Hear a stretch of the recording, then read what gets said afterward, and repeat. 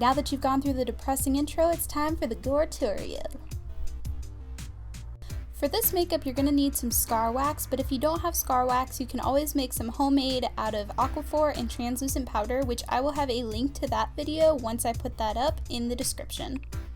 The first thing I'm doing with the scar wax is kind of making a football shape out of it without the ends on there, because that's how jaws usually are. To give the illusion that it's an actual bite mark, I'm putting on a thick layer of scar wax and then kind of carving in teeth marks to make it look like the teeth marks are sunk in and the rest of it is flesh that's sticking up more. Pro tip for my beauties and beasties: when working with scar wax, you want to have petroleum jelly on your fingertips. That way it will stick to the area of application better than it will stick to your fingers. Now I'm clapping powder all over the scar wax, and I'm using a translucent powder that I use for my makeup in order to set the scar wax. Even though it's going to still be a little bit sticky, it just makes it less sticky. Now I'm just wiping away the excess powder off of my leg, the stuff that didn't make it onto the scar wax. Now it's time to carve out the teethers. The trick to doing this is you want to put some kind of petroleum jelly or aquaphor or Vaseline on the tip of a Q-tip and then start carving out teeth of any size that you want. You can have teeth missing by just skipping a spot and all that. You could do whatever you want. I'm making sure that when I carve it out, I'm completely carving out the whole inside of the tooth shape and making sure that it goes all the way down to my leg so that it looks like it's kind of, indented and stuff. Super close up of my leg. The teeth don't have to be perfect because, as you probably have noticed, zombies don't care about their oral hygiene. In case you were wondering, this is inspired by The Walking Dead because it's probably my all-time favorite show to watch ever. I've watched all 6 seasons and I'm rewatching them and I love it so much, so much. Hashtag Team Daryl forever. And in case for some reason Norman Reedus is actually watching this right now, hi, you're awesome. Hi, yeah, he's probably not watching, but that's okay.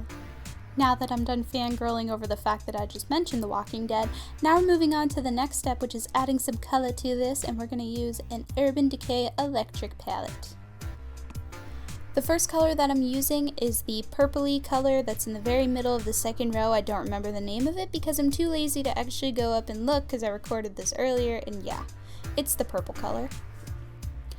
I'm using the purple as kind of a bruise color, which I'm doing this a little bit backwards. I'm doing the cleaned up version first and then the bloody part after because it's easier to apply blood than to take it away, if you know what I mean.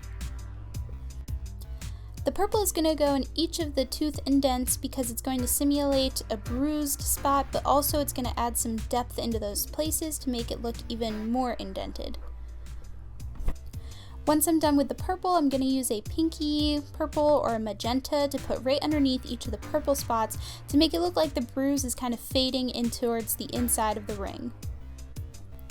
Now I'm using a Q-tip with petroleum jelly on the end to blend the pink towards the middle so that it's not just a splotch of pink, it's more of a streak of pink, and the petroleum jelly just helps everything to move a little bit smoother. Now I'm using that same purple I used before to do on the outside of the teeth ring to make that seem more bruised and more irritated as well. Doing this will help to smooth down the ends of the scar wax so it doesn't look like a clump of skin. It looks like it's gradually going up and then getting indented at the teeth. The greasiness from the scar wax will help to blend out the purple so it's not as harsh and it's more of a bruisey look than like a very purple discoloration. Because I was doing this tutorial outside around 8 o'clock at night, I was pretty much just a sitting buffet for all the mosquitoes, and I'm pretty sure I got about 702 mosquito bites while being there. If I had instantly turned into a zombie, I wouldn't have had that problem. Since this is not a bite from an animal and it's from a zombie, I'm going to put some green into the purple to make it look like it's kind of rotten flesh, and my leg's probably going to fall off and I'm going to be doomed to be a zombie and all that. Once that's done, I'm going to use that same green but mix it with a little bit of yellow and put it on the inside of the bite to make that look like it's starting to turn into rotten, fleshy stuff. And don't forget to blend because even in the zombie apocalypse, it's still important to blend. I'm gonna finish blending this and then move on to the next step, which is taking my vampire blood / scab blood, whichever one is handy, and filling in the indents just on the rim of each of the indents to give it a very irritated look.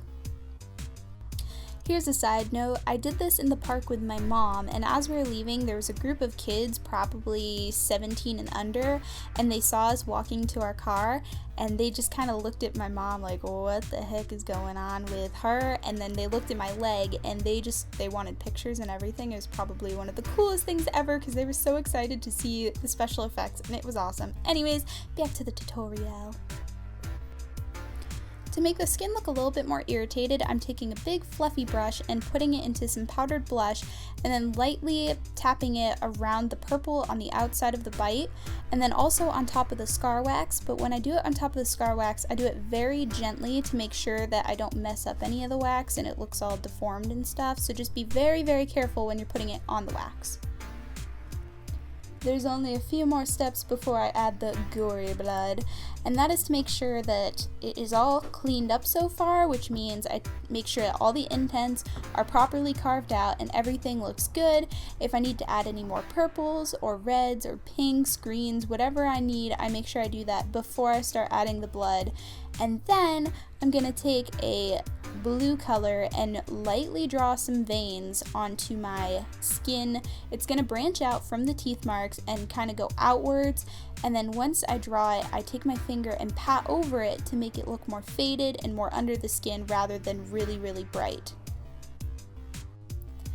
Here's a close-up of what mine looks like so far before I add the veins and before I add the blood, just to give you an idea of how it should look before you start adding all that stuff.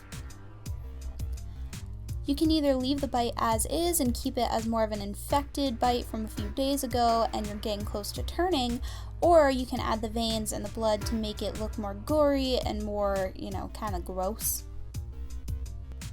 If you decide to add the veins, I would suggest maybe no more than 6 or 7, but that's my personal preference because I want it to look veiny and gross, but I don't want it to look too veiny and overdone and overdramatic, but it's completely up to you on how you want to do this part because it's your bite wound and you can do whatever you want to it. You can even add glitter to it if you want and it will look like you got bit by a fabulous zombie. I personally start mentally freaking out when I'm almost done with the makeup because I get so excited because the final product is going to be awesome and I just get so excited and I'm a dork.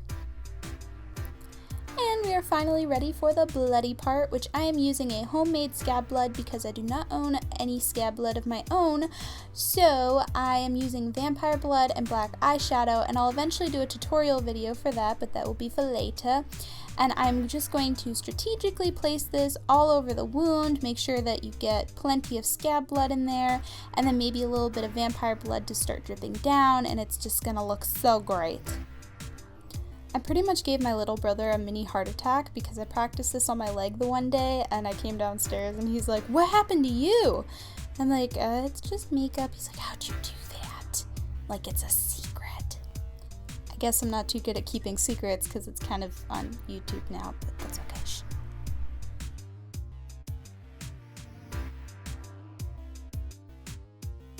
Once you've finished up the bite, you should feel yourself starting to turn into a zombie because you have officially been infected.